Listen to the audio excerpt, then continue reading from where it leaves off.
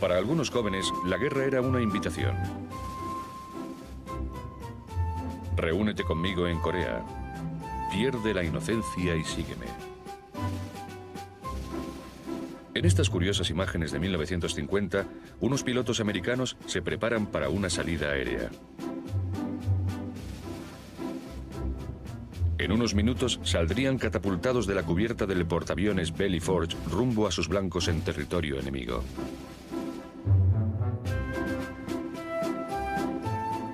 Algunos verían la muerte muy de cerca y recibirían la recompensa de media caja de whisky al ser rescatados del gélido mar. Algunos no volverían jamás a casa. Y otros serían capturados y les lavarían el cerebro o les dejarían medio muertos en los campamentos de prisioneros. Todos los que lucharon en Corea perderían muy pronto su inocencia. La idea era que pensábamos que la guerra habría acabado al estallar el conflicto, que volveríamos a casa en 90 días. El coronel Bud Mahurin era uno de los muchos pilotos que fueron llamados a Corea para combatir la expansión del comunismo. Sus blancos eran pequeños y fugaces destellos de acero sobre el cielo gris a kilómetros de distancia. Los aviadores que recibían la orden de bombardear y ametrallar nunca llegaron a saber muy bien cómo afectaban sus misiones al enemigo en el campo de batalla. Así como tampoco comprendían cómo sus acciones modificaban las grandes decisiones políticas y estratégicas que se tomaban en Washington, Moscú y Beijing. Ciertas informaciones de los archivos soviéticos no desvelada hasta los años 90 descubren la participación secreta del verdadero adversario de los pilotos. El mariscal Joseph Stalin de la Unión Soviética. Recibían recompensas secretas. Así es como se hacía. Guerras secretas. Nadie sabía y nunca admitimos que participamos en la guerra de Corea.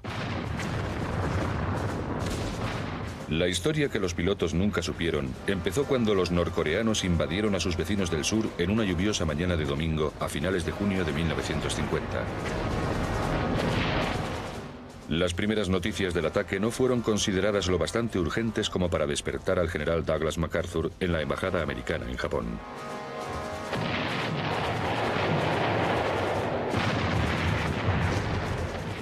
El despertador del mundo había sonado, pillando a las democracias dormidas.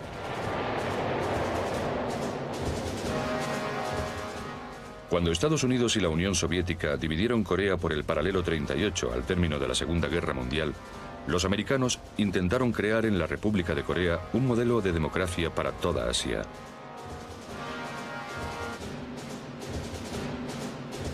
Sin embargo, en el industrial norte, los adiestramientos militares de estilo soviético forjaron un ejército norcoreano bien armado y bien equipado con 180.000 hombres.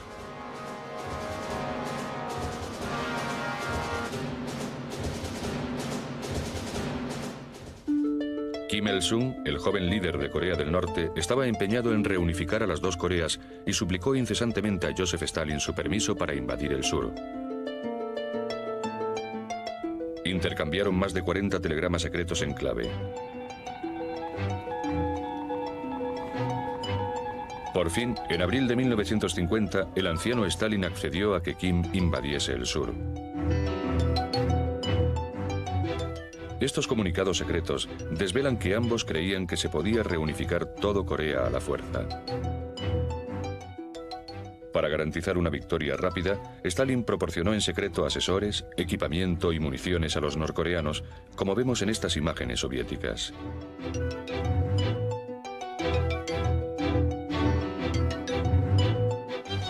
Ninguno de los dos dictadores esperaba la intervención de los americanos tan lejos de sus costas.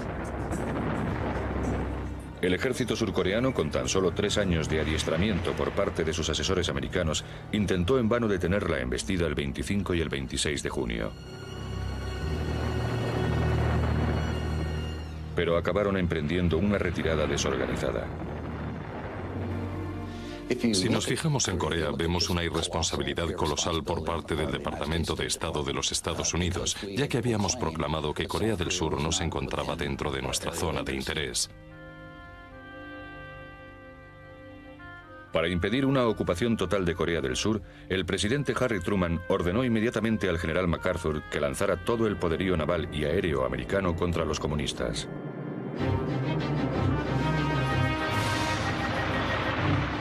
Los enormes e impenetrables tanques que Stalin había dado a los norcoreanos fueron el objetivo de los primeros ataques aéreos americanos.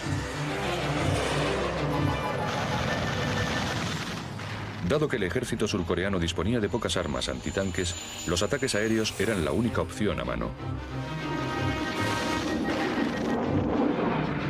Entonces, Truman envió tropas de tierra a petición de MacArthur. Pero estos nuevos soldados tardarían semanas en poder contraatacar.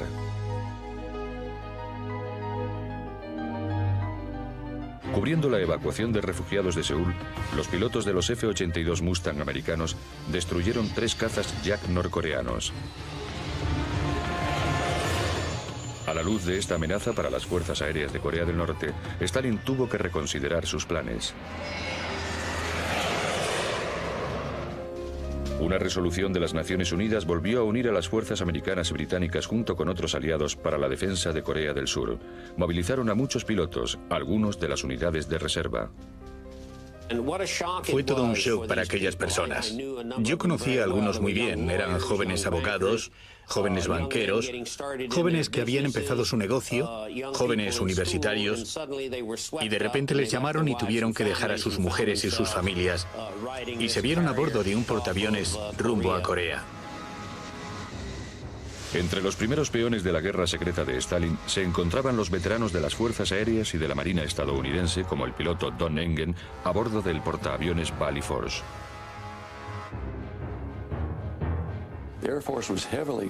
Las fuerzas aéreas aportaban un gran apoyo al combate por tierra con los B-51 y los P-80. Recorríamos toda la península de Corea y atacábamos a todos los blancos en movimiento que bajaban del norte. Tanques, camiones, tropas, que intentaban cortar el flujo de gente hacia Corea del Sur. Los bombardeos no eran la única misión de estas fuerzas aéreas montadas con precipitación. Durante todo el transcurso de la guerra, los cielos se vieron invadidos de paracaidistas con equipos y provisiones, con helicópteros que rescataban a pilotos derribados, con panfletos de la guerra psicológica y con altavoces que instaban al enemigo a rendirse.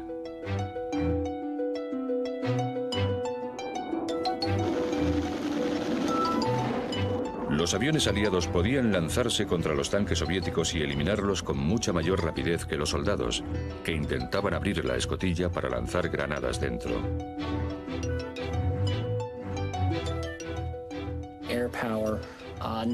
Las fuerzas aéreas eliminaron 180 tanques en un momento en el que el ejército no poseía ninguna clase de arma verdaderamente eficaz contra los tanques. La supremacía aérea demostró que los soviéticos y Kim Il-sung habían subestimado enormemente la resolución de las Naciones Unidas. Las bombas que caían sobre Corea resonaban en Moscú y Beijing. Stalin se vio metido en una guerra que no se esperaba.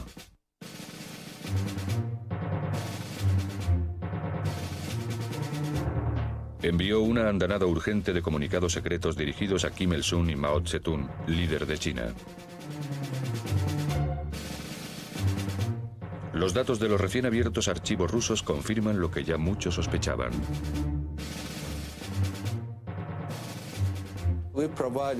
Nosotros le dimos a los chinos los aviones y los pilotos, ya que no sabían llevar los aparatos. Estaban aprendiendo su trabajo. Los pilotos tenían instrucciones de que si pasaba algo, debían suicidarse. Nunca podían decir que eran pilotos soviéticos.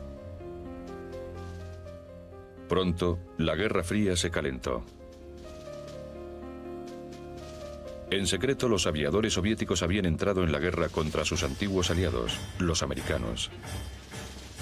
Con el avión más elegante, veloz y de mayor altura visto hasta entonces, los hombres de Stalin solo podrían verse frenados por una nueva hornada de pilotos en una nueva aeronave. La batalla por la supremacía aérea sobre una franja del noroeste de Corea en torno al río Yalu, y conocida como el Callejón de los MiG, sería un choque entre los MiG-15 y los F-86.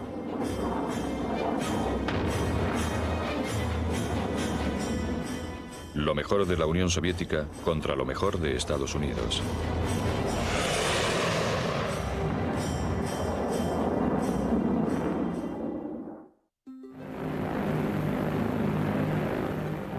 El mariscal Joseph Stalin estaba asombrado por los constantes bombardeos sobre las tropas norcoreanas a finales de junio de 1950, tan solo 6 días después de la invasión.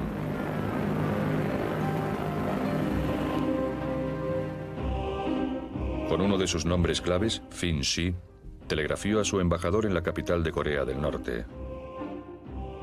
Quería saber si el desmoralizado mando norcoreano seguiría con su avance. The attack absolutely must continue. The sooner South Korea is liberated, the less chance there is for intervention. Communicate also how the Korean leaders regard the attacks on North Korean territory by American planes. El embajador soviético contestó a Stalin al día siguiente.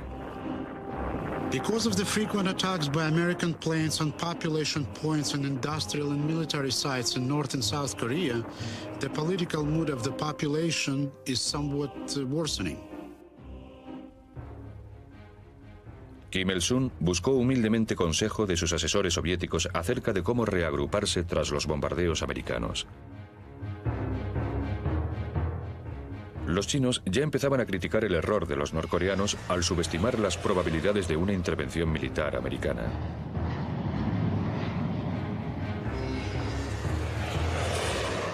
Kim veía también, como cualquier otro, que una vez empezada la guerra, era más que probable que la República Popular China se viese obligada a apoyarle. El 5 de julio, Stalin estaba tan alarmado por los bombardeos americanos que envió un telegrama a su ministro en Beijing. Stalin quería que Mao situase 9 divisiones chinas en la frontera de Manchuria por si acaso los americanos cruzaban el paralelo 38. A cambio, Stalin le ofrecía un limitado apoyo aéreo para proteger a las fuerzas chinas.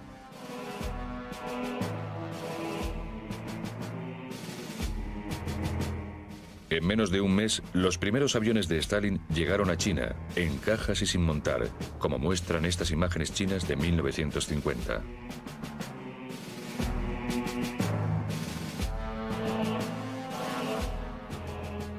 Una división de cazas equipada con 124 aviones, lo suficiente para cubrir a las tropas de Mao desplegadas cerca de la frontera, empezó a adiestrar a sus colegas chinos en las bases de Manchuria. Si bien la inconfundible huella de Stalin estaba presente en la guerra, nadie podía detectarla. Durante el verano de 1950, las fuerzas aliadas se vieron acorraladas tras el perímetro de Pusan. Pese a su superioridad de armamento, corrían el riesgo de ser expulsados al mar. La invasión de Incheon cambió todo aquello. Iniciado el 13 de septiembre, el veloz contraataque anfibio de MacArthur sobre las fuerzas norcoreanas empezó con un bombardeo de saturación desde el aire y desde el mar. Había que allanar el terreno sobre el que iban a desembarcar miles de marines. Se trataba de un asalto a gran escala y probablemente fue la primera vez en la que Estados Unidos entró de lleno en la guerra. Fue una auténtica genialidad por parte del general MacArthur y la Marina ofreció un apoyo total. El asalto a Incheon sentó las bases de la siguiente dinámica de la guerra, que consistió en la reocupación de Corea del Norte. El impresionante éxito de MacArthur impulsó al debilitado presidente Truman a darle la enhorabuena en la isla de Wake 4 semanas más tarde. También produjo una lluvia de comunicados entre Stalin, Mao y Kim Il-sung. Telegramas confidenciales, recientemente publicados, revelan sus miedos ocultos y sus órdenes secretas. Presa del pánico, los tres dictadores se vieron atrapados en una guerra de la que no tenían fácil escapatoria.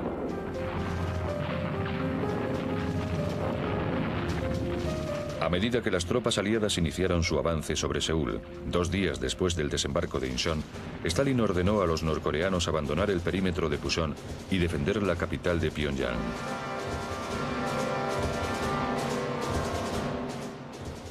Ordenó a su ministro de Defensa que proporcionara apoyo aéreo, pero que lo mantuviese en secreto.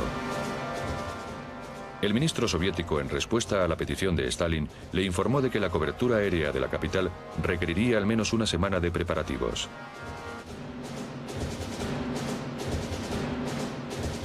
El ministro destacó que Rusia se jugaba mucho. La actividad de controladores y pilotos rusos sería fácilmente detectable por los americanos, ya que hablarían en ruso.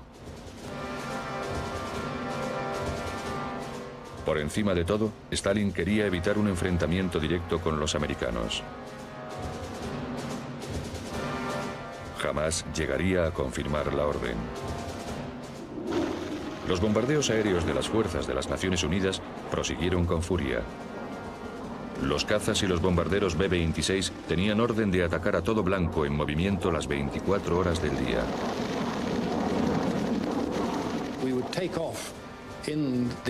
Despegábamos antes del amanecer y llegábamos a la zona escogida cuando los camiones aún llevaban puestas las luces, pero ya estaba amaneciendo, de modo que podíamos alcanzarlos. Tras despegar de la cubierta del Valley Forge, los aviones de hélice y los jets se alineaban en el aire. James Holloway pilotaba un Sky Raider. Nosotros íbamos por delante, disparábamos con nuestras ametralladoras y nuestros cohetes y luego remontábamos el vuelo. Según íbamos recuperando altura, llegaban los primeros cazabombarderos con sus bombas. La sincronización era terriblemente importante. Para finales de septiembre, las bombas y las ametralladoras aliadas ya habían destruido un gran número de tanques y baterías de artillería norcoreanas, así como reducido sus reservas de combustible a la mitad. La guerra de Corea resultó eficaz en el sentido de que dificultó enormemente el esfuerzo comunista por abastecer a sus tropas del frente.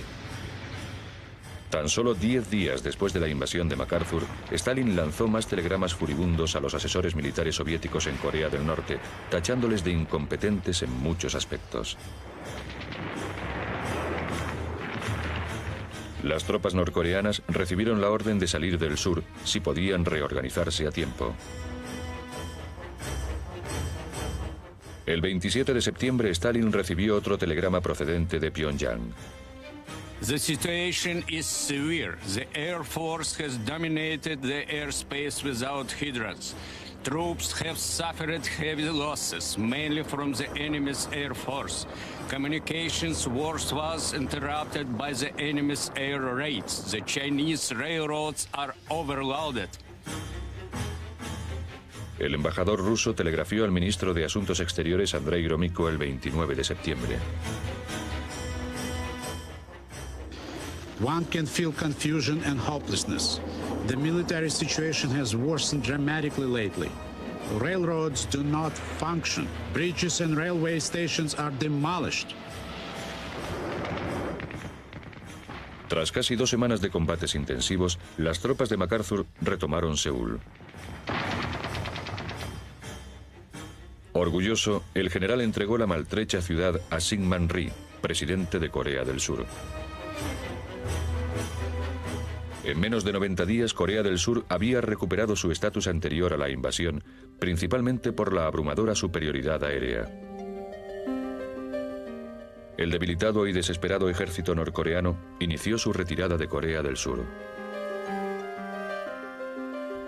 Pero los chinos estaban tendiendo una nueva trampa a los imperialistas americanos.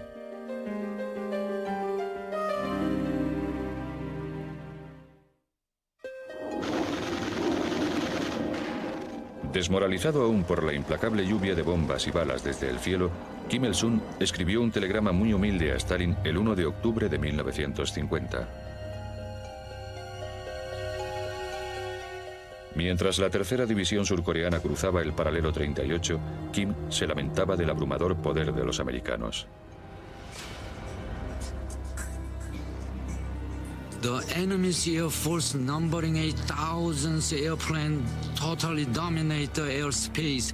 The enemy's air force impede the provisions of our supply. Communications lines are cut off. We need an appropriate air force. We need direct military assistance from the Soviet Union. Kim no le mencionaba a Stalin que acababa de recibir un ultimátum del general MacArthur pidiéndole una rendición incondicional. Sería el primero de los dos que rechazaría Kim en una semana. Lo que más le preocupaba a Stalin era si podía salvar algo de las fuerzas norcoreanas. Y al pensarlo, vio que la única forma de hacerlo era involucrar a China. Stalin suplicó desesperadamente a Mao Zedong que desplegase las divisiones que había prometido en un principio junto al paralelo 38. Stalin esperaba que sus camaradas coreanos pudieran reorganizarse bajo la protección china. Entonces ordenó a Kim la evacuación de las tropas norcoreanas. Sin embargo, el 2 de octubre, Mao le dijo a Stalin que rechazaba el plan original de Stalin por el que debía mover sus divisiones hacia el sur. Ahora sabemos que Mao fue más allá todavía. Hasta quiso cancelar toda la guerra. Recomendó a Stalin que los coreanos debían sufrir una derrota temporal y convertir el conflicto en una guerra de guerrillas.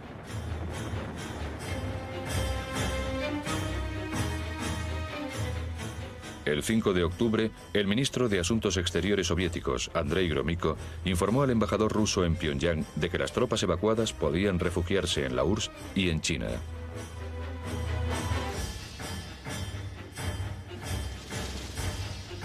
Stalin estaba dispuesto a abandonar Corea con tal de evitar un enfrentamiento directo con Estados Unidos.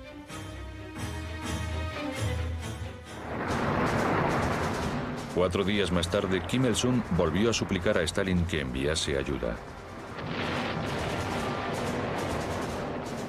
To be successful in a struggle against a strong enemy armed with the latest technology, we need to have thousands of trained pilots, tank and radio operators, and engineering officers urgently. El 14 de octubre, Stalin recibió los comunicados de Beijing. Tras un gran debate interno, Mao por fin había cambiado de idea. China enviaría tropas a Corea siempre que la Unión Soviética prestase su apoyo aéreo.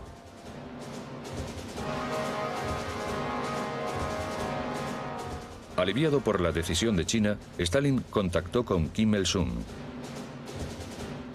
Retrase la evacuación de tropas y asesores, ordenó. Stalin aportaría los hombres y las armas que Kim había solicitado.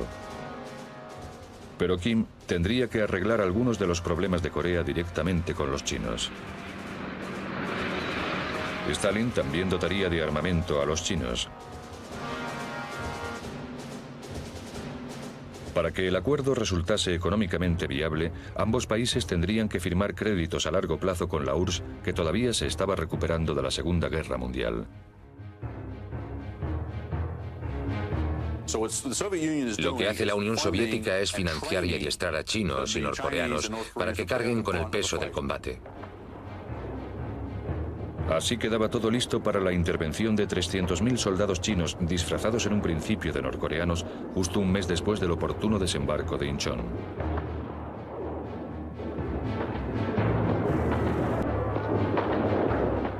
Una semana más tarde aparecían los primeros cazas soviéticos MiG-15 en los cielos de Corea del Norte.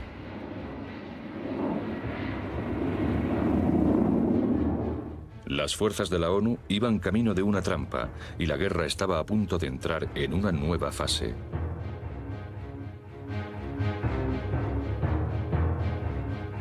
Uno de los documentos de los archivos soviéticos muestra que la división de cazas aéreos 151 recibió la orden de defender al 13º ejército chino en torno a Andong, en la frontera con China.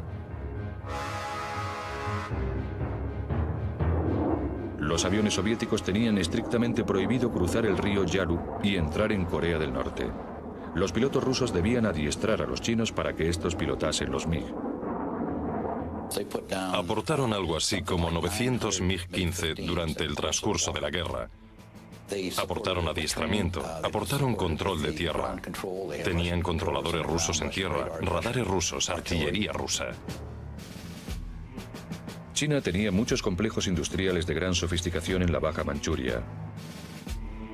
Stalin los consideraba como una garantía de sus créditos y dio la orden de proteger estos nuevos activos de los bombardeos aéreos americanos.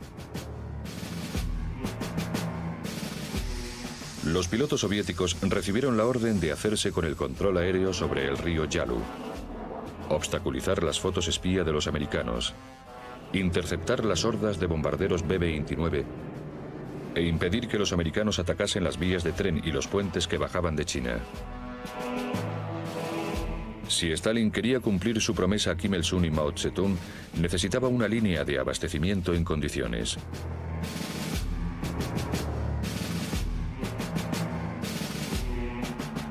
El objetivo primordial de Stalin era defender la zona asiática de la Unión Soviética con soldados y pilotos chinos, no con tropas soviéticas.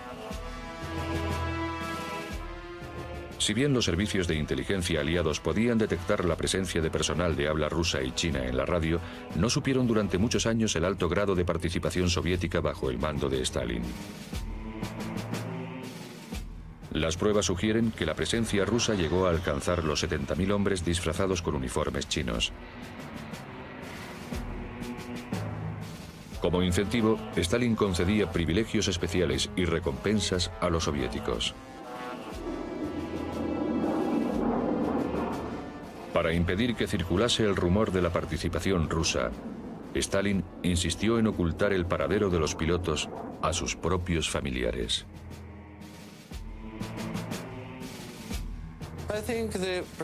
Creo que la práctica cuando derribaban a un piloto ruso es la misma que ahora.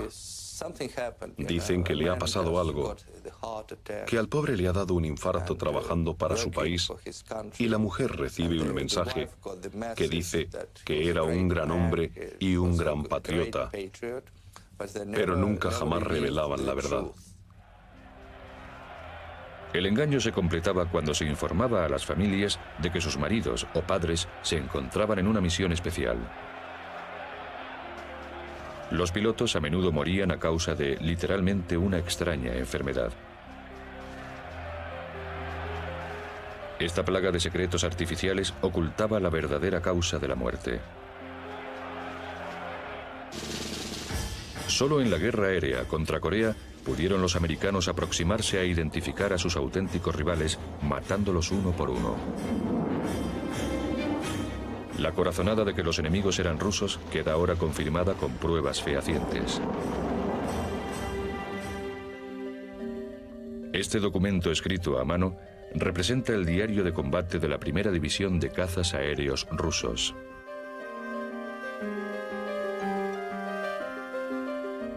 Con su inicio, cuando los soviéticos lanzaron las misiones de defensa aérea sobre el río Yalu, registraba quién pilotaba, cuándo y dónde. Los soviéticos surcaron los aires casi todos los días en el callejón de los MiG. Desde el 1 de noviembre de 1950 hasta el otoño del 51 se trata de una guerra aérea soviética. Que nosotros sepamos, no había otros pilotos en el aire. Los soviéticos perdieron su primer MiG en diciembre de 1950. Pero seguían contando con más y mejores aviones que los americanos en aquella época. Irónicamente, el equipo de defensa de Truman estaba tan preocupado con la expansión soviética por Occidente que envió el mejor armamento del arsenal estadounidense a las fuerzas de la OTAN en Europa. Equipar a la OTAN contra una posible amenaza soviética era curiosamente más urgente que la llamada acción policial en Asia.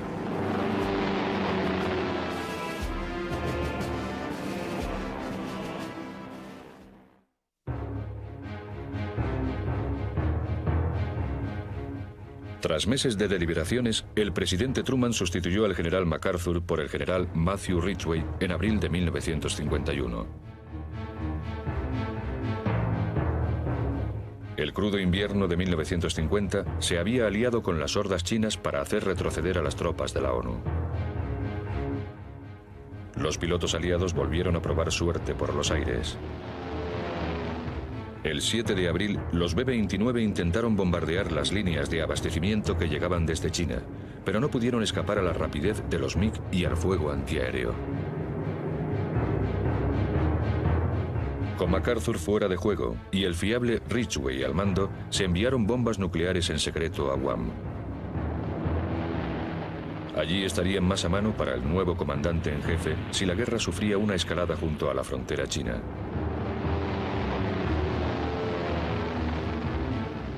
Pero incluso este amenazador plan hubo de suspenderse mientras los cielos coreanos estuviesen llenos de los MiG de Stalin.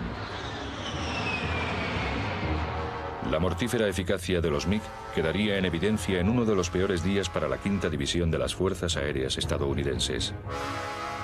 El 23 de octubre de 1951, 8 B-29, escoltados por 55 Thunderjets, se toparon con 50 MiG-15. 3 bombarderos fueron derribados y el resto sufrieron importantes daños. Tras el Martes Negro, los B-29 no volverían a volar durante el día. Parte del plan de Stalin estaba saliendo bien. Su fuerza aérea secreta y privada defendía con éxito sus activos. Curiosamente, los pilotos adiestrados por los soviéticos dominaban los cielos en un avión impulsado por un reactor copiado de la Rolls-Royce británica. Este dato poco conocido, el paradero del motor NEN, siempre supuso una enorme vergüenza para el principal aliado de Estados Unidos.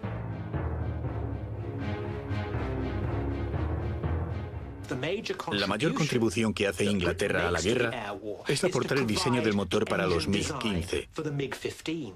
En 1945, cuando Inglaterra seguía buscando una política de llevarse lo mejor posible con la Unión Soviética de Stalin en la era de la posguerra, los británicos habían entregado a los rusos el motor NEN de la Rolls-Royce, un reactor mucho más avanzado que todo lo que tenían los rusos, como gesto de buena voluntad. Los soviéticos simplemente lo copiaron.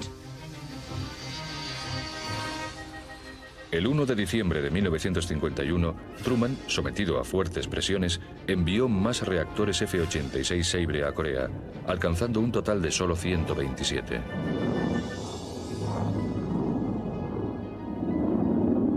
Se enfrentaban a casi 1000 MiG de los aeródromos de Manchuria.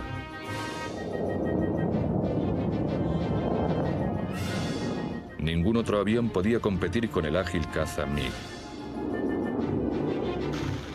Dado que el campo de batalla se había extendido a los conflictos verbales durante la primera fase de las conversaciones de paz, los pilotos de los F-86 tuvieron que intentar cambiar la situación tanto en tierra como en la mesa de negociaciones. Si los pilotos de la ONU, mediante nuevas tácticas, conseguían borrar a los MiG del cielo, los B-29 podrían volver a volar e interrumpir las líneas de abastecimiento y destruir los puentes y túneles para trenes. Luego podrían lograrse mayores concesiones en la guerra de las palabras.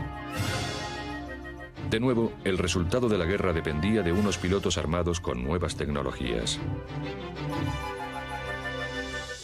El F-86 Sebre era un avión maravilloso. Fue el primer caza de ala retrasada de éxito que tuvieron las Fuerzas Aéreas de Estados Unidos. El avión era fácil de volar. Las alas retrasadas añadían una velocidad de casi 160 kilómetros por hora a un avión originalmente diseñado con alas rectas. La cabina en forma de burbuja otorgaba al piloto una visibilidad magnífica. El F-86 podía dar giros más cerrados que el MiG a baja altura. A gran altura disponía de casi el doble de capacidad de ascensión. Si bien era más pequeño y ligero, su rendimiento se veía mermado por su inestabilidad a gran velocidad. Pero el piloto de pruebas más famoso de Estados Unidos, Chuck Yeager, había probado a bordo del Bell X-1 una nueva ventaja para el F-86 Sabre, un estabilizador horizontal móvil.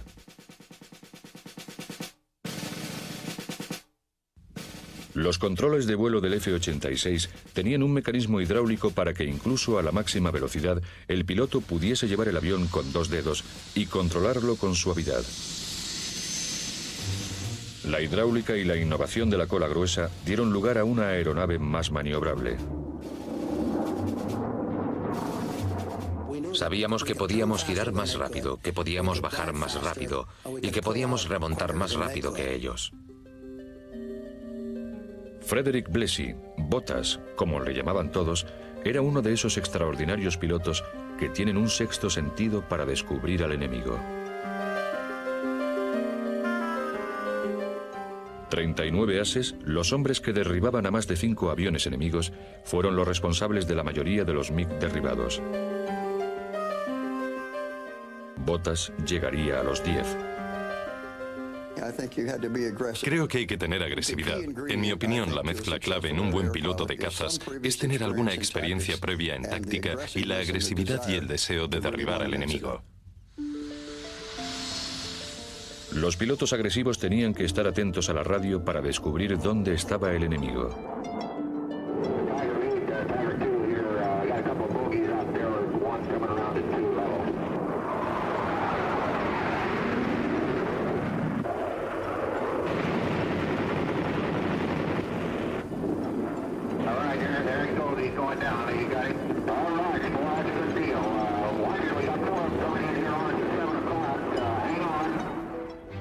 Como si estuviesen enganchados de forma invisible, el escolta y el jefe realizaban complicados loopings y giros, bajadas en picado y subidas durante muchos kilómetros y a la velocidad del sonido en maniobras completamente sincronizadas, mientras que el jefe mantenía al enemigo en su punto de mira.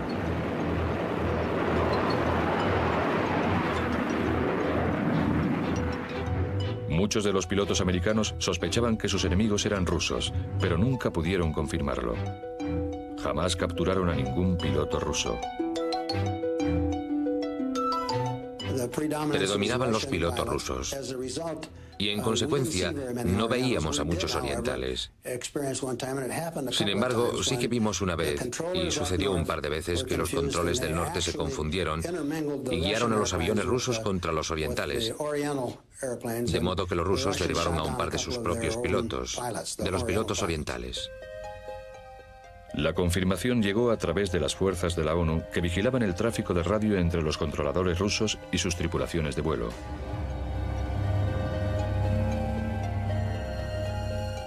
Los soviéticos se tomaron enormes molestias para que no se supiese su intervención en la guerra, hasta el punto de, en una ocasión, matar a uno de sus pilotos que había sido derribado en el mar. Su compañero le ametralló para que las fuerzas occidentales no pudieran recogerlo y no pudieran descubrir de forma oficial que la Unión Soviética estaba metida en la guerra aérea. Aunque fuera en una tumba de agua, había que cumplir las inamovibles normas de secreto de Stalin.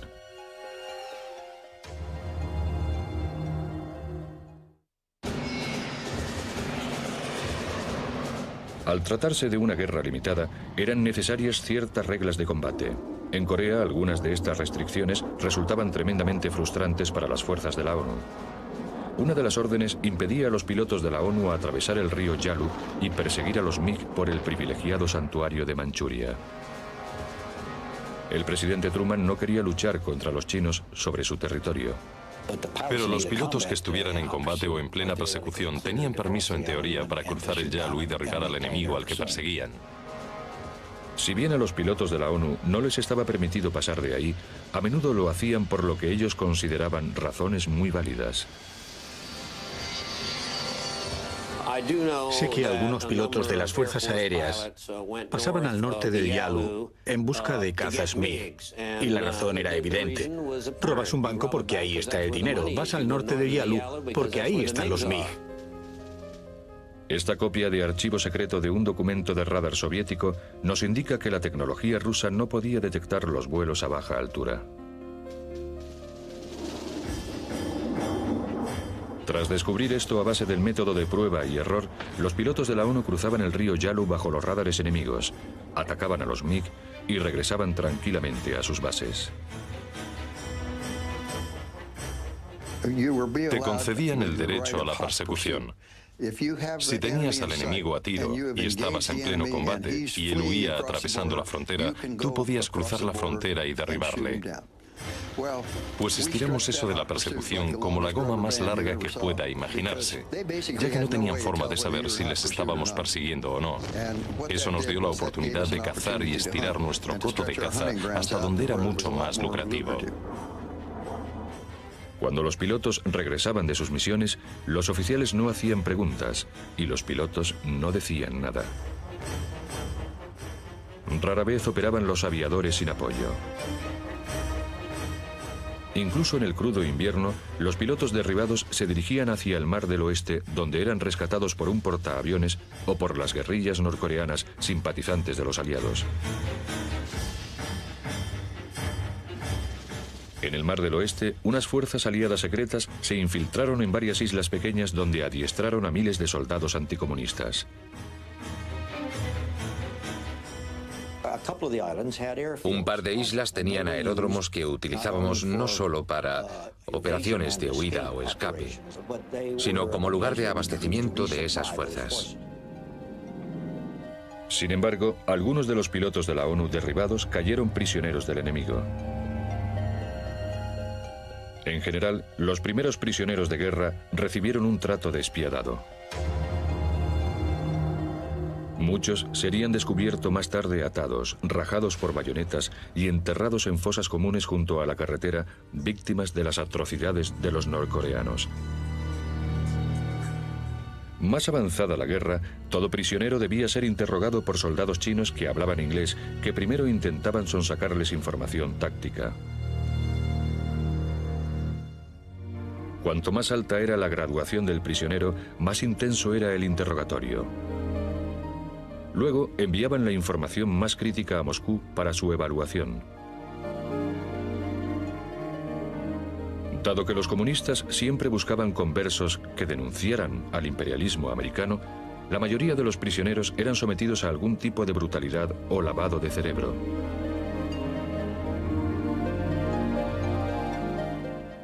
Como parte de los informes diarios, los aviadores debían informar a sus captores de todo lo que quisieran saber, ya que ello no afectaría al resultado de la guerra.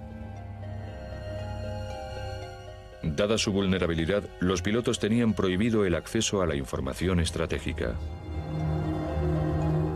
En tierra, el general Ridgway necesitaba nuevos objetivos para avanzar en las conversaciones de paz.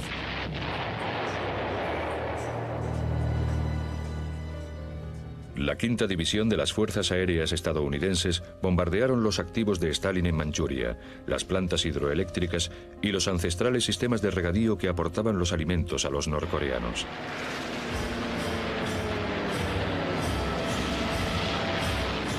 Sin embargo, los documentos secretos nos muestran ahora que los daños sufridos por estos complejos tuvieron muy poco impacto sobre la mesa de negociaciones de Panmunjom.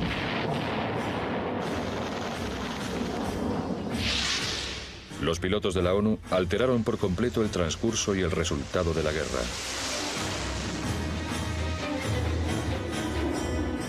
Una y otra vez permitieron a las tropas de tierra mantener sus posiciones y avanzar contra el enemigo. Los bombardeos habían ralentizado al adversario y le habían amargado la vida, pero no le habían parado.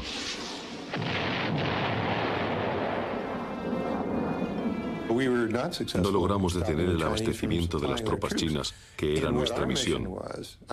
Es decir, teníamos que volar vías de ferrocarril e intentar volar trenes y todo lo que pudiésemos. Y lo hicimos de maravilla, pero no fue suficiente. Quizás la historia del alférez Ken Schechter es la que mejor simboliza el valor, la habilidad y la tenacidad de los aviadores durante la Guerra de Corea.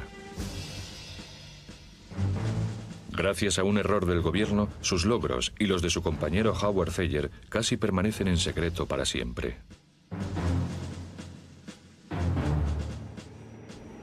El alférez Schechter despegó de la cubierta del Valley Forge a bordo de un Sky Raider en una misión de bombardeo de rutina casi a finales de la guerra.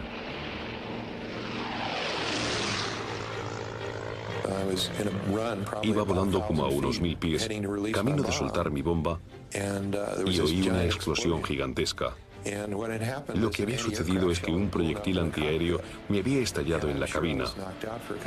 Seguro que estuve inconsciente un par de minutos, pero al despertar estaba ciego. Noté que tenía este labio colgando. Tenía toda la cara destrozada por la metralla. Así que empecé a gritar por radio: «Estoy ciego. Por amor de Dios, ayudadme. Estoy ciego».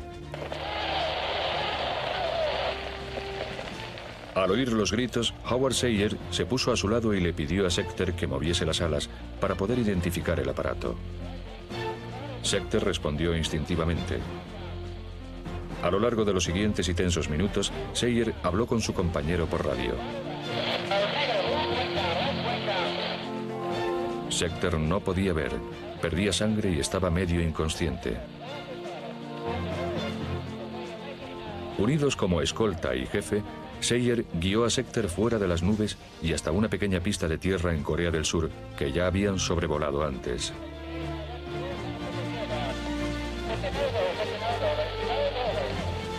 A bordo del portaaviones, mientras preparaban la cena, captaron la conversación y enviaron a un helicóptero a rescatar a Schechter.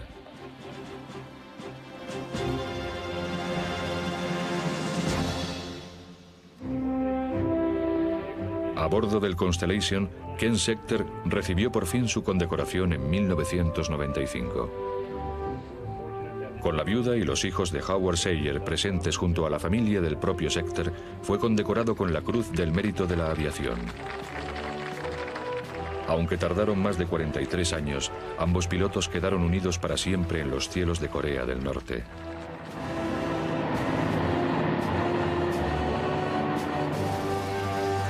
La guerra aérea secreta de Stalin consiguió uno de sus objetivos: manipular a los chinos para que se enfrentaran a los americanos en suelo coreano. Pero sin querer, transformó a un potencial rival comunista en un socio incierto. China saltó a la escena mundial, armada ahora con la tercera fuerza aérea del mundo. En Rusia, Stalin no viviría para ver los resultados de la guerra secreta que había iniciado hacía 3 años.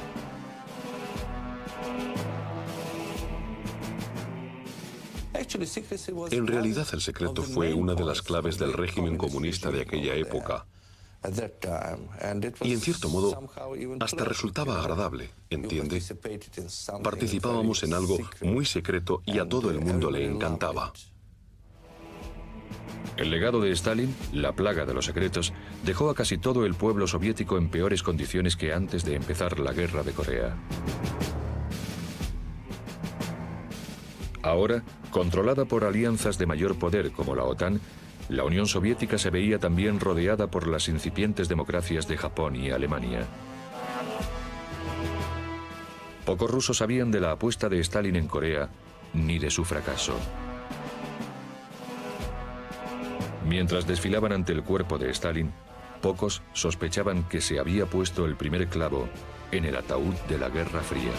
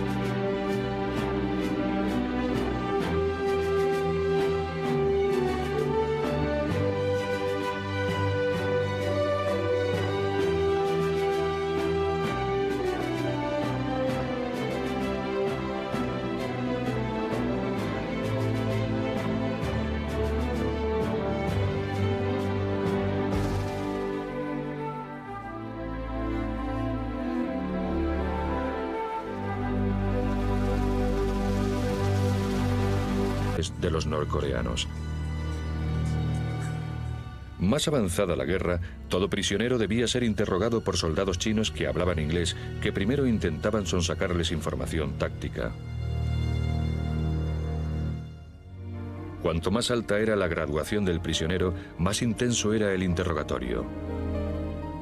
Luego enviaban la información más crítica a Moscú para su evaluación.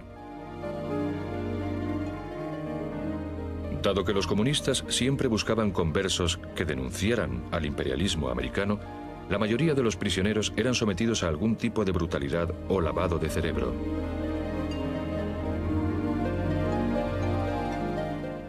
Como parte de los informes diarios, los aviadores debían informar a sus captores de todo lo que quisieran saber, ya que ello no afectaría al resultado de la guerra.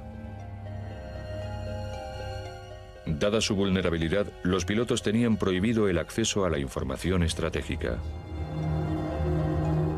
En tierra, el general Ridgway necesitaba nuevos objetivos para avanzar en las conversaciones de paz.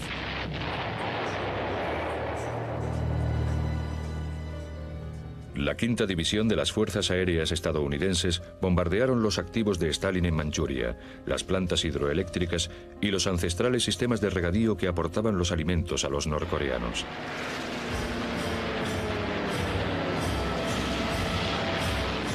Sin embargo, los documentos secretos nos muestran ahora que los daños sufridos por estos complejos tuvieron muy poco impacto sobre la mesa de negociaciones de Panmunjom.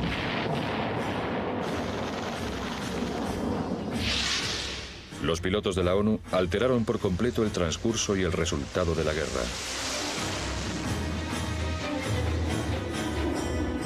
Una y otra vez permitieron a las tropas de tierra mantener sus posiciones y avanzar contra el enemigo. Los bombardeos habían ralentizado al adversario y le habían amargado la vida, pero no le habían parado.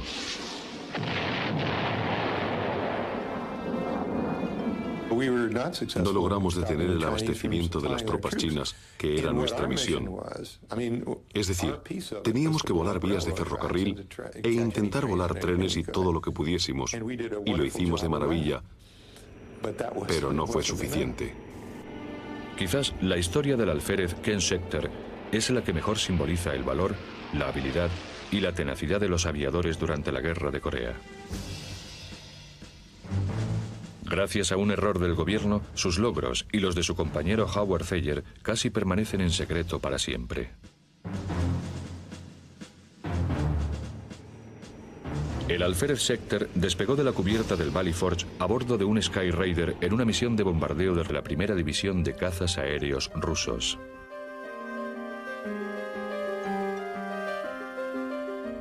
Con su inicio, cuando los soviéticos lanzaron las misiones de defensa aérea sobre el río Yalu, registraba quién pilotaba, cuándo y dónde.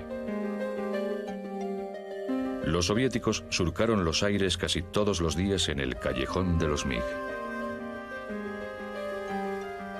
Desde el 1 de noviembre de 1950 hasta el otoño del 51 se trata de una guerra aérea soviética. Que nosotros sepamos, no había otros pilotos en el aire. Los soviéticos perdieron su primer MiG en diciembre de 1950. Pero seguían contando con más y mejores aviones que los americanos en aquella época. Irónicamente, el equipo de defensa de Truman estaba tan preocupado con la expansión soviética por Occidente que envió el mejor armamento del arsenal estadounidense a las fuerzas de la OTAN en Europa. Equipar a la OTAN contra una posible amenaza soviética era curiosamente más urgente que la llamada acción policial en Asia.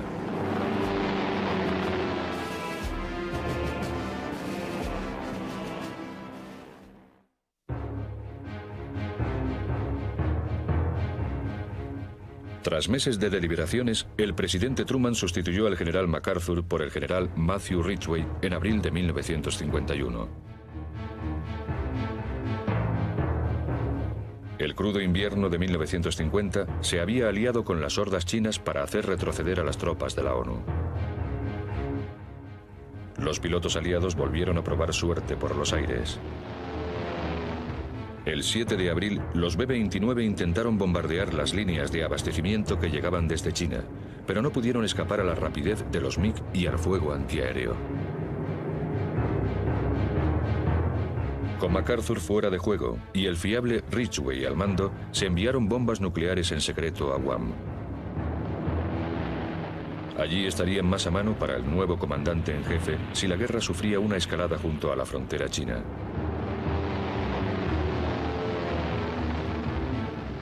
Pero incluso este amenazador plan hubo de suspenderse mientras los cielos coreanos estuviesen llenos de los MiG de Stalin.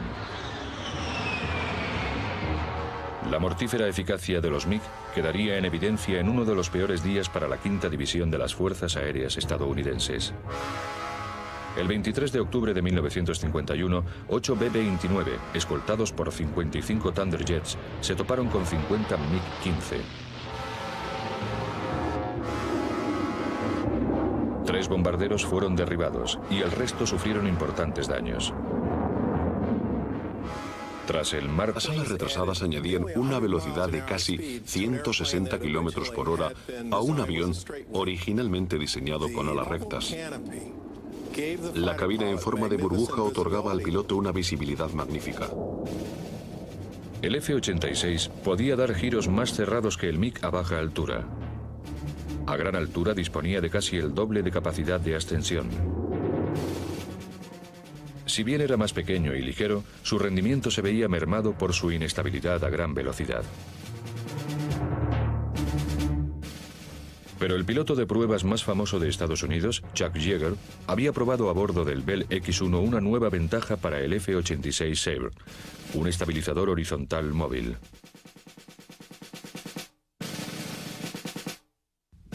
Los controles de vuelo del F-86 tenían un mecanismo hidráulico para que incluso a la máxima velocidad el piloto pudiese llevar el avión con 2 dedos y controlarlo con suavidad. La hidráulica y la innovación de la cola gruesa dieron lugar a una aeronave más maniobrable. Sabíamos que podíamos girar más rápido, que podíamos bajar más rápido y que podíamos remontar más rápido que ellos. Frederick Blasey, Botas, como le llamaban todos, era uno de esos extraordinarios pilotos que tienen un sexto sentido para descubrir al enemigo. 39 ases, los hombres que derribaban a más de 5 aviones enemigos, fueron los responsables de la mayoría de los MiG derribados. Botas llegaría a los 10. Creo que hay que tener agresividad. En mi opinión, la mezcla clave en un buen piloto de cazas es tener alguna experiencia previa en táctica y la agresividad y el deseo de derribar al enemigo. Los pilotos agresivos tenían que estar atentos a la radio para descubrir dónde estaba el enemigo.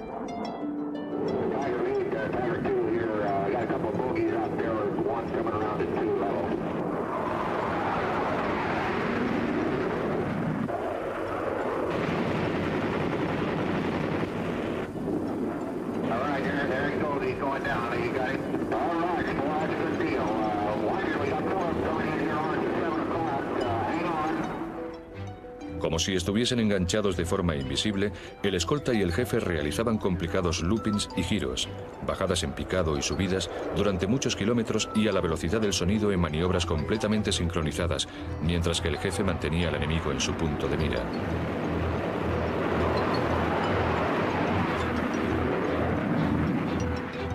Muchos de los pilotos americanos sospechaban que sus enemigos eran rusos, pero nunca pudieron confirmarlo. Única opción a mano. Entonces, Truman envió tropas de tierra a petición de MacArthur. Pero estos nuevos soldados tardarían semanas en poder contraatacar.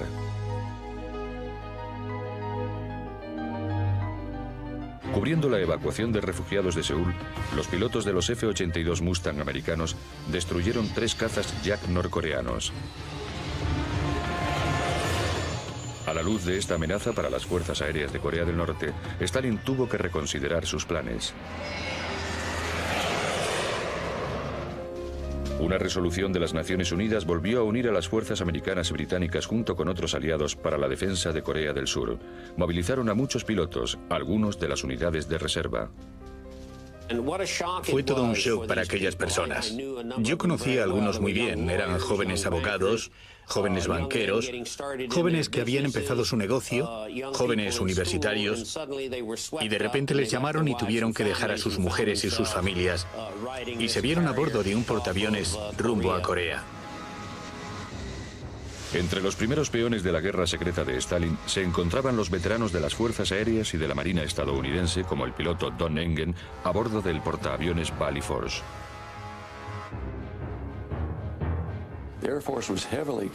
Las fuerzas aéreas aportaban un gran apoyo al combate por tierra con los B-51 y los P-80. Recorríamos toda la península de Corea y atacábamos a todos los blancos en movimiento que bajaban del norte. Tanques, camiones, tropas, que intentaban cortar el flujo de gente hacia Corea del Sur. Los bombardeos no eran la única misión de estas fuerzas aéreas montadas con precipitación. Durante todo el transcurso de la guerra, los cielos se vieron invadidos de paracaidistas con equipos y provisiones, con helicópteros que rescataban a pilotos derribados, con panfletos de la guerra psicológica y con altavoces que instaban al enemigo a rendirse.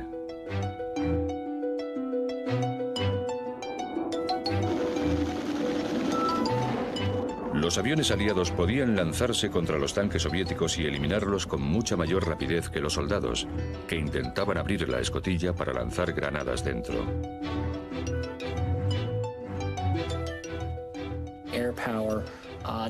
Las fuerzas aéreas eliminaron 180 tanques en un momento en el que el ejército no poseía ninguna clase de arma verdaderamente eficaz contra los tanques. En la situación de refugiados de Seúl, los pilotos de los F-82 Mustang americanos destruyeron 3 cazas Yak norcoreanos. A la luz de esta amenaza para las fuerzas aéreas de Corea del Norte, Stalin tuvo que reconsiderar sus planes. Una resolución de las Naciones Unidas volvió a unir a las fuerzas americanas y británicas junto con otros aliados para la defensa de Corea del Sur. Movilizaron a muchos pilotos, algunos de las unidades de reserva. Fue todo un shock para aquellas personas. Yo conocí a algunos muy bien. Eran jóvenes abogados, jóvenes banqueros, jóvenes que habían empezado su negocio, jóvenes universitarios, y de repente les llamaron y tuvieron que dejar a sus mujeres y sus familias, y se vieron a bordo de un portaaviones rumbo a Corea. Entre los primeros peones de la guerra secreta de Stalin se encontraban los veteranos de las Fuerzas Aéreas y de la Marina estadounidense, como el piloto Don Engen, a bordo del portaaviones Valley Force.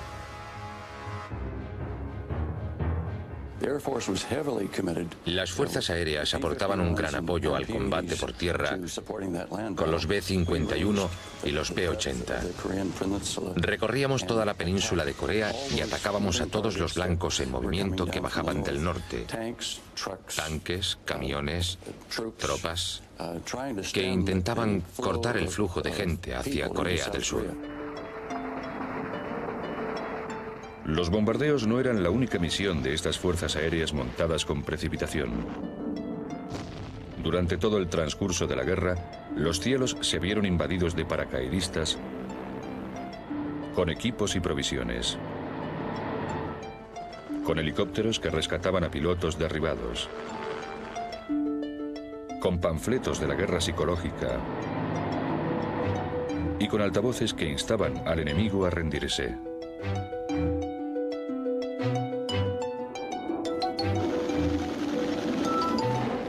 Los aviones aliados podían lanzarse contra los tanques soviéticos y eliminarlos con mucha mayor rapidez que los soldados, que intentaban abrir la escotilla para lanzar granadas dentro.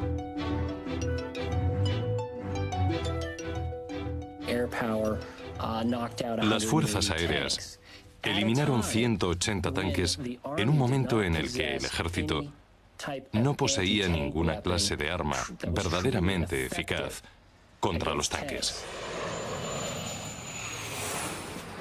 La supremacía aérea demostró que los soviéticos y Kim Il-sung habían subestimado enormemente la resolución de las Naciones Unidas. Las bombas que caían sobre Corea resonaban en Moscú y Beijing. Este dato poco conocido, el paradero del motor NEN, siempre supuso una enorme vergüenza para el principal aliado de Estados Unidos.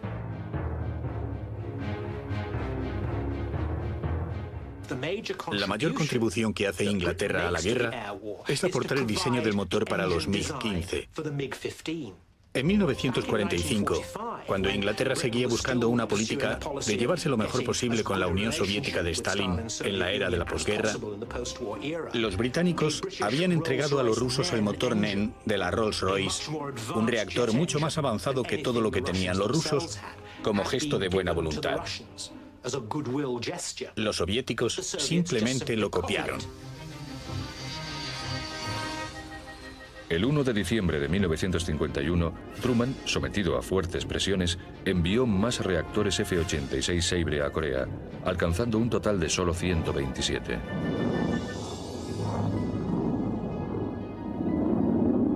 Se enfrentaban a casi 1000 MiG de los aeródromos de Manchuria.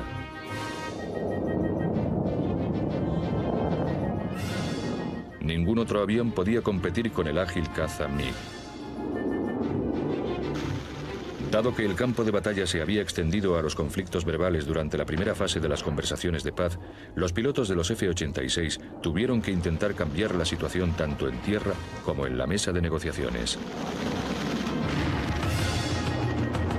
Si los pilotos de la ONU, mediante nuevas tácticas, conseguían borrar a los MiG del cielo, los B-29 podrían volver a volar e interrumpir las líneas de abastecimiento y destruir los puentes y túneles para trenes. Luego podrían lograrse mayores concesiones en la guerra de las palabras. De nuevo, el resultado de la guerra dependía de unos pilotos armados con nuevas tecnologías. El F-86 Sabre era un avión maravilloso.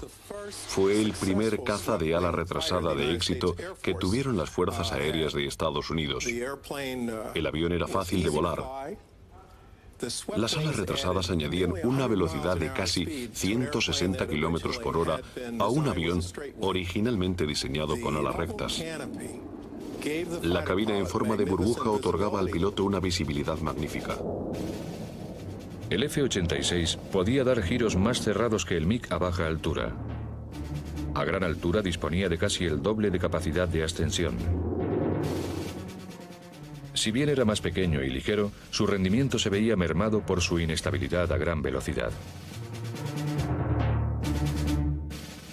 Pero el piloto de pruebas más famoso de Estados Unidos, Chuck Yeager, había probado a bordo del Bell X-1 una nueva ventaja dentro de nuestra zona de interés.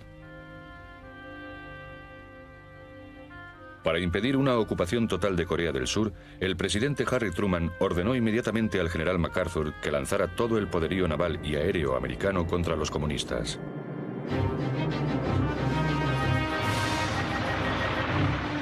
Los enormes e impenetrables tanques que Stalin había dado a los norcoreanos fueron el objetivo de los primeros ataques aéreos americanos. Dado que el ejército surcoreano disponía de pocas armas antitanques, los ataques aéreos eran la única opción a mano. Entonces, Truman envió tropas de tierra a petición de MacArthur. Pero estos nuevos soldados tardarían semanas en poder contraatacar.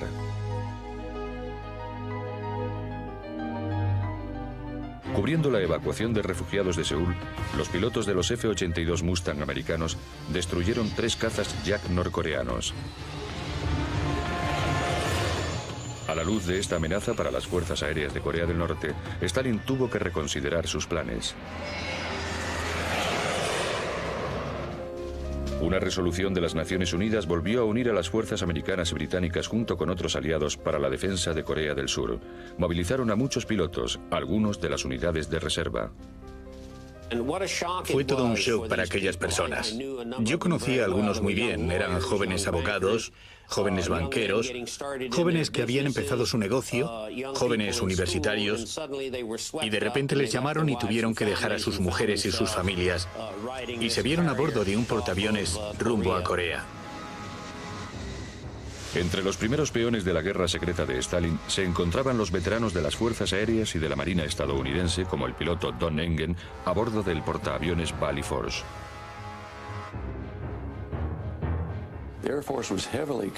Las fuerzas aéreas aportaban un gran apoyo al combate por tierra con los B-51 y los P-80. Recorríamos toda la península de Corea y atacábamos a todos los blancos en movimiento que bajaban del norte. Tanques, camiones, tropas, que intentaban cortar el flujo de gente hacia Corea del Sur. Los bombardeos no eran la única misión de estas fuerzas aéreas montadas con precipitación. Durante todo el transcurso de la guerra, los cielos se vieron invadidos de paracaidistas con equipos y provisiones, con helicópteros que rescataban a pilotos derribados, con panfletos de la guerra psicológica y con altavoces que instaban a la llamada acción policial en Asia.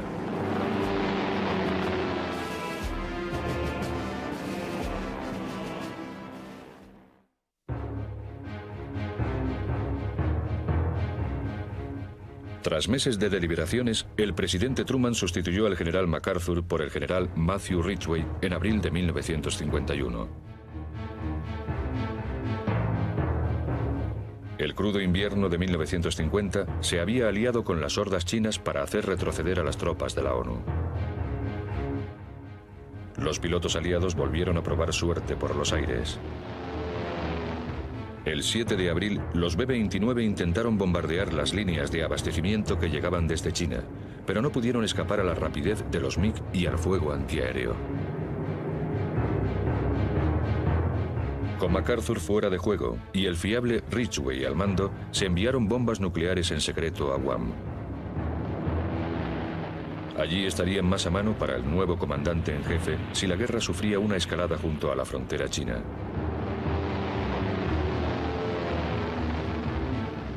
Pero incluso este amenazador plan hubo de suspenderse mientras los cielos coreanos estuviesen llenos de los MiG de Stalin. La mortífera eficacia de los MiG quedaría en evidencia en uno de los peores días para la quinta división de las Fuerzas Aéreas estadounidenses. El 23 de octubre de 1951, 8 B-29, escoltados por 55 Thunderjets, se toparon con 50 MiG-15. 3 bombarderos fueron derribados y el resto sufrieron importantes daños. Tras el Martes Negro, los B-29 no volverían a volar durante el día. Parte del plan de Stalin estaba saliendo bien. Su fuerza aérea secreta y privada defendía con éxito sus activos. Curiosamente, los pilotos adiestrados por los soviéticos dominaban los cielos en un avión impulsado por un reactor copiado de la Rolls-Royce británica. Este dato poco conocido, el paradero del motor NEN, siempre supuso una enorme vergüenza para el principal aliado de Estados Unidos.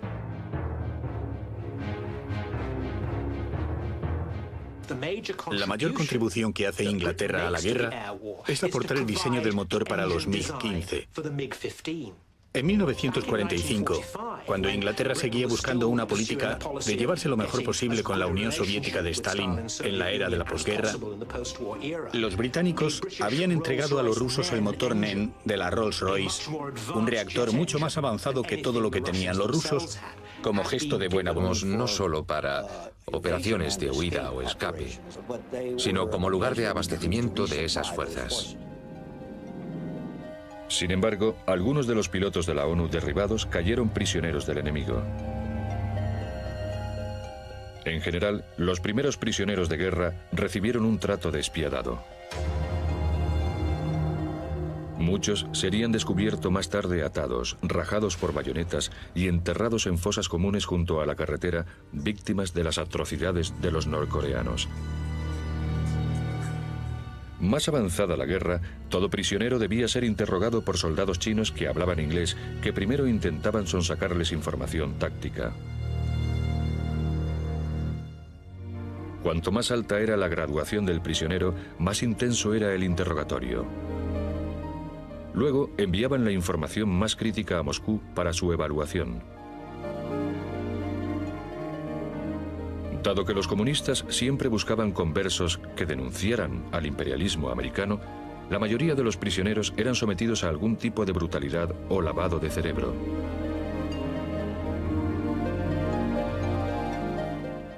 Como parte de los informes diarios, los aviadores debían informar a sus captores de todo lo que quisieran saber, ya que ello no afectaría al resultado de la guerra. Dada su vulnerabilidad, los pilotos tenían prohibido el acceso a la información estratégica. En tierra, el general Ridgway necesitaba nuevos objetivos para avanzar en las conversaciones de paz.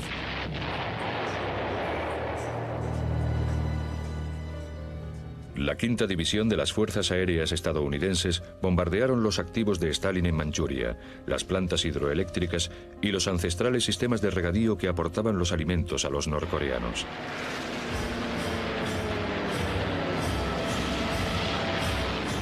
Sin embargo, los documentos secretos nos muestran ahora que los daños sufridos por estos complejos tuvieron muy poco impacto sobre la mesa de negociaciones de Panmunjom.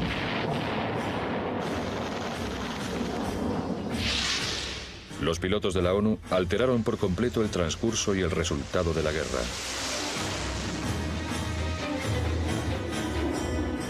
Una y otra vez permitieron a las tropas de tierra mantener sus posiciones y avanzar contra el enemigo.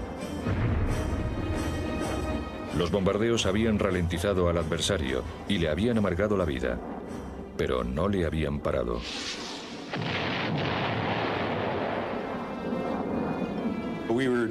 No logramos detener el abastecimiento de las tropas chinas, que era nuestra misión. Es decir, teníamos que volar vías de ferrocarril e intentar volar trenes y todo lo que pudiésemos. Y lo hicimos de maravilla, un par de minutos, pero al despertar estaba ciego. Noté que tenía este labio colgando. Tenía toda la cara destrozada por la metralla. Así que empecé a gritar por radio: «Estoy ciego. Por amor de Dios, ayudadme. Estoy ciego». Al oír los gritos, Howard Sayer se puso a su lado y le pidió a Schechter que moviese las alas para poder identificar el aparato. Schechter respondió instintivamente. A lo largo de los siguientes y tensos minutos, Sayer habló con su compañero por radio. Schechter no podía ver, perdía sangre y estaba medio inconsciente. Unidos como escolta y jefe, Sayer guió a Schechter fuera de las nubes y hasta una pequeña pista de tierra en Corea del Sur que ya habían sobrevolado antes.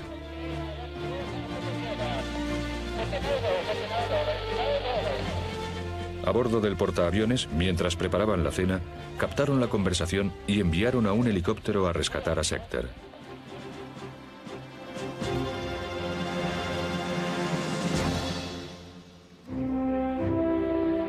A bordo del Constellation, Ken Schechter recibió por fin su condecoración en 1995. Con la viuda y los hijos de Howard Sayer presentes junto a la familia del propio Schechter, fue condecorado con la Cruz del Mérito de la Aviación. Aunque tardaron más de 43 años, ambos pilotos quedaron unidos para siempre en los cielos de Corea del Norte.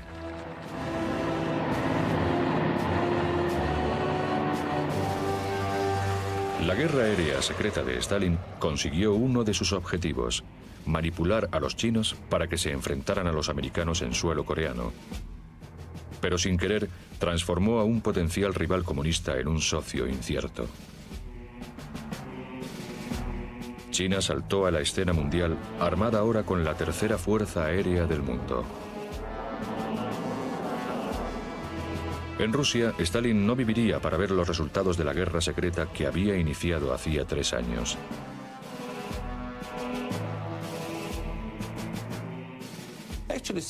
En realidad, el secreto fue una de las claves del régimen comunista de aquella época. Y en cierto modo, hasta resultaba agradable, ¿entiende? Participábamos en algo muy secreto y a todo el mundo le encantaba. El legado de Stalin, la plaga de los secretos, dejó a casi todo el pueblo soviético en peores condiciones que antes de empezar la guerra de Corea. Ahora, controlada por alianzas de mayor poder como la OTAN, No escape, sino como lugar de abastecimiento de esas fuerzas. Sin embargo, algunos de los pilotos de la ONU derribados cayeron prisioneros del enemigo. En general, los primeros prisioneros de guerra recibieron un trato despiadado. Muchos serían descubiertos más tarde atados, rajados por bayonetas y enterrados en fosas comunes junto a la carretera, víctimas de las atrocidades de los norcoreanos. Más avanzada la guerra, todo prisionero debía ser interrogado por soldados chinos que hablaban inglés, que primero intentaban sonsacarles información táctica. Cuanto más alta era la graduación del prisionero, más intenso era el interrogatorio. Luego enviaban la información más crítica a Moscú para su evaluación. Dado que los comunistas siempre buscaban conversos que denunciaran al imperialismo americano, la mayoría de los prisioneros eran sometidos a algún tipo de brutalidad o lavado de cerebro.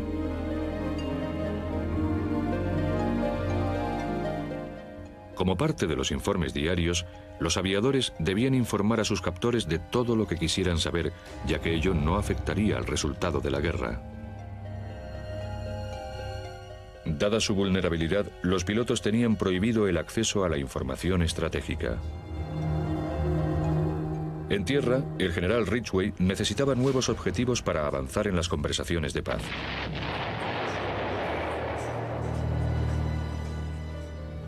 La quinta división de las Fuerzas Aéreas estadounidenses bombardearon los activos de Stalin en Manchuria, las plantas hidroeléctricas y los ancestrales sistemas de regadío que aportaban los alimentos a los norcoreanos.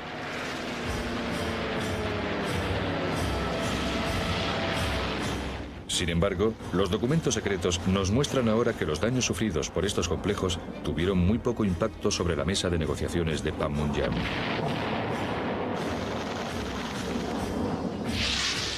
Los pilotos de la ONU alteraron por completo el transcurso y el resultado de la guerra.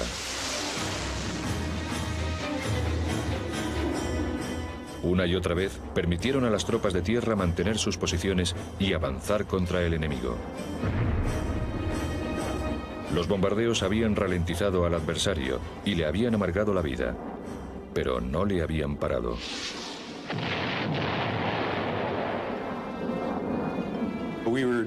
No logramos detener el abastecimiento de las tropas chinas, que era nuestra misión. Es decir, teníamos que volar vías de ferrocarril e intentar volar trenes y todo lo que pudiésemos. Y lo hicimos de maravilla, pero no fue suficiente.